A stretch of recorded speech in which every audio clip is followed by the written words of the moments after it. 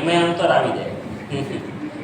મારો પ્રસંગ. ઓકે, પછી 5000 વાળું છે, પછી 10 વાળું છે, પછી 25 વાળું છે, અને આનાથી વધુ પણ છે.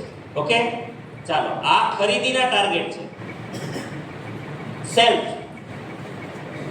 હવે આને પૂરા કરવા માટે આપણી સ્કિલ મુજબ પર્ટિક્યુલર ટાર્ગેટ આપેલા છે. જો આખું સાયન્ટિફિક છે. તમે જોજો આખી ડિઝાઇન તમે જોશો ને તો આખી લિંકેડ છે રાઘુભાઈ, ટોટલ લિંક છે. તમને ખાલી એમનો નથી કીધું 25000 કરો.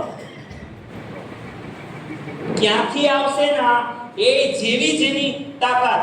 ખેડૂતનો દીકરો હોય તો એ ક્યાંથી લાવશે, મહિલા હશે તો એ ક્યાંથી લાવશે, પુરુષ હશે તો એ ક્યાંથી લાવશે. અહીંયા બધાનું સોલ્યુશન એ આપેલું છે. એવું નથી કે ખાલી લખી દીધું. શું શું આપ્યું? તો ભાઈ બહેનોને ટાર્ગેટ પૂરો કરવો હોય તો કિશોર આપ્યું. આયાના કિશોરમાં શું આપ્યું? ઉડાન, રાઇઝિંગ, નિઝરા અને બાકી બધા સિનિયર નિઝરામાં ખાલી લખી નાખું છું સિનિયર નિઝરા. તો બેનો કરી શકે. અચ્છા, આમાં એવું છે કે નવા બેનો ન કરી શકે. હજી નથી જોડાયા એને પણ ચાન્સ આપ્યો છે કે નહીં? તમને ખબર છે કે નિઝરાનો પ્લાન એવો આપ્યો છે કે તમે 4 મહિના દરમિયાન ક્યારેય પણ ટ્રેનિંગ લેશો તો પણ તમને સન્માનિત કરવામાં આવશે. સમજો કે આ મહિનો જુલાઈ, હવે 15 તારીખ પછી પાછી એન્ટ્રી થશે. તમે 15 તારીખ સુધીમાં કોઈને 2500 નો સામાન ખરીદી કરાવી દો તો 16 તારીખથી જે બેન શરૂ થાય એમાં એ સાબિત થઈ શકે કે નહીં?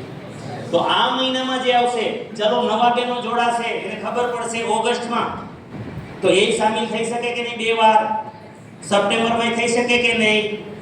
તો આનો મતલબ એવો થયો કે જે હજુ નથી આવ્યા ને પીવી આવે કે ન આવે. ચાલો બીજો ટાર્ગેટ છે એનો છે આ પ્રોડક્ટની વાત કરું છું. ન્યુટ્રીચાર્જ વુમન,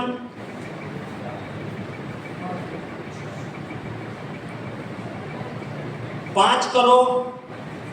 તમને પૂછું ને કેટલા છે? ચાલો ટાર્ગેટ ફટાફટ. કોને ખબર છે ન્યુટ્રીચાર્જ વુમનમાં ટાર્ગેટ કયા છે? જો કે આપણને ભ્રમ છે કે આપણે 10 દિવસથી ગામા ઓરિજિનલ કેટલા પીસ છે? કોને ખબર છે? ગામામાં કેટલા પીસનો ટાર્ગેટ છે? કેટલા લેવલ છે ગામામાં? ચાલો યાદ કરો. આ વિભાગને ખબર છે ગોળી ફરી ગયો હોય તો એનોને ઓછી ખબર. મન ગોળી હોય તો